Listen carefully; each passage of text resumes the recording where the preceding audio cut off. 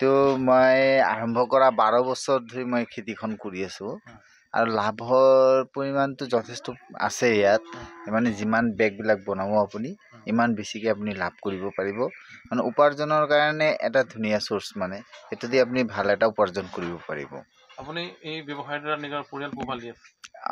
এইটো বিজনেছৰে মই পৰিয়ালটো পোহপাল দি আছো কিমান বছৰ ধৰি কাম কৰিছে আপুনি 12 বছৰ 13 ৰানিং 13 ৰানিং এতিয়া বৰ্তমান চলি আছে এটো কাম কৰি আছো আৰু ইয়াৰ পৰা যিবিলাক উৎপাদিত আজি মাছৰুম কাঠফুলা আপুনি ক'ত বিক্ৰী কৰে এটো ম্যাক্সিমাম হোলসেলতে দি দিও আমি হোলসেলে মাছবাট এফালে বুৰাং আৰু তেজপুৰ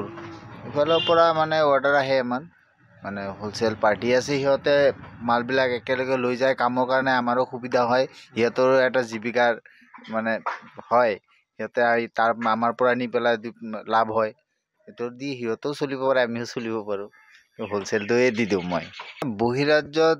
যোৱাতকে আমাৰ অসমত থাকি যদি এটা কিবা কাম আমাৰ অসমত বহুত কাম আছে যিখিনি কৰি আমি চলিব পাৰো বহিৰাজ্যত গলেই যে আমাৰ ইনকাম হ'ব এনেকে কথা নহয় মাছৰুম খেতি আছে আৰু ষ্ট্ৰবেৰী খেতি আছে এনেকা আজিকালি ড্ৰাগন ফ্ৰুট বগৰী এনেকে বহুত ধৰণৰ কাম ওলাইছে নতুন নতুন যিখিনি কৰি আমি সংসাৰ পোহপাল দিবৰ পৰা আমি আগবাঢ়িও যাব পাৰো কিন্তু ইয়াতে এটা মেন্টালিটি হৈ গৈছে যে আমি বাহিৰত গ'লে টকাটো বেছি ইনকাম কৰিব পাৰিম কিন্তু একচুয়ালি নহয় বহুত প্ৰবলেম ফেস কৰিব লাগে ইহঁতে আৰু বহুত ল'ৰা আমাৰ গৈ ডেথো হৈছে তাত হৈছে আজিকালি ৰহস্য হৈ আছে যে কেনেকে ডেথ হ'ল তেনেকা পৰিয়ালৰ ওচৰত থাকি পৰিয়ালৰ মাজত থাকি এটা অসমতো উন্নতি হোক এটোৱে মানে বিচাৰো যে বহিৰাজ্যত যোৱাতকে অসমত বহুত ধৰণৰ কাম আছে মাছৰুমৰ খেতি কৰি চলিব পাৰিব আৰু যদি কোনোবা ইচ্ছুক আছে তেনেহলে আমি ট্ৰেনিংও দি দিম যে কেনেকে কামটো কৰিব লাগে কি কৰিলে আমি শিকাই দিম এইখিনি আৰু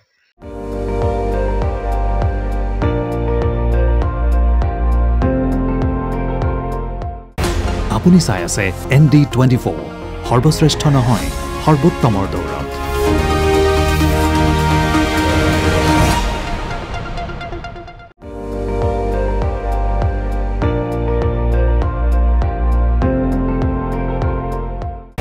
আপুনি চাই আছে ND24